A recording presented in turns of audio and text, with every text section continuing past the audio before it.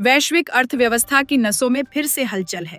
America और चीन के बीच छिड़ी ट्रेड वॉर की नई किस्त ने न सिर्फ दोनों देशों की सरकारों को चौंकाया है, बल्कि भारत जैसे उभरते बाजारों को भी हिलाकर रख दिया है। मामला दरअसल अमेरिका के उस फैसले से शुरू हुआ जिसमें चीन पर टैरिफ बढ़ाकर 245% कर दिए गए। अमेरिका का दावा है कि यह कदम चीन की आक्रामक टैरिफ नीति का जवाब है। जवाब में चीन ने भी दो टूक कहा, अगर अमेरिका टैरिफ नंबर गेम खेलता रहा तो हम भी ध्यान नहीं देंगे। और इसी बीच दुनिया की बाकी अर्थव्यवस्थाएं सांसें रोके बैठी हैं कि ये दो हाथी लड़ते रहें, लेकिन हम घास न बन जाएं।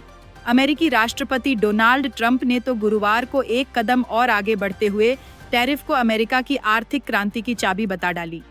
इतालवी प्रधानमंत्री जॉर्जिया मेलोनी के साथ बैठक में उन्होंने मुस्कुराते हुए कहा, हमें कोई जल्दी नहीं है, टैरिफ हमें अमीर बना रहे हैं। बाइडेन के अधीन तो हम पैसे खो रहे थे। मेलोनी भले ही ट्रंप के साथ गर्मजोशी से मिली, लेकिन टैरिफ पर उनका मन बदलना शायद उतना ही कठिन था जितना अमेरिका को जलवायु परिवर्तन के लिए जिम्मेदार ठहराना। ट्रंप की आक्रामक मुद्रा से यूरोपीय यूनियन भी नहीं बचा। उन्हें फिलहाल ईयू पर लगाए 20% टैरिफ को 90 दिनों के लिए रोकना पड़ा, लेकिन 10% का बेसलाइन चार्ज अभी भी लागू है। यह आंशिक राहत बॉन्ड मार्केट की घबराहट के बाद मजबूरी में दी गई लगती है। उधर शंघाई की सड़कों पर कहानी बिल्कुल अलग है। वहां के स्नैक स्ट्रीट पर पीली नीली वर्दी में खड़े डिलीवरी बॉय न तो टैरिफ समझते हैं और न ही ट्रंप बाइडेन का अर्थशास्त्र। वे बस इतना जानते हैं, कीमतें गिर रही हैं, काम अस्थायी है और आर्थिक भविष्य धुंधला होता जा रहा है।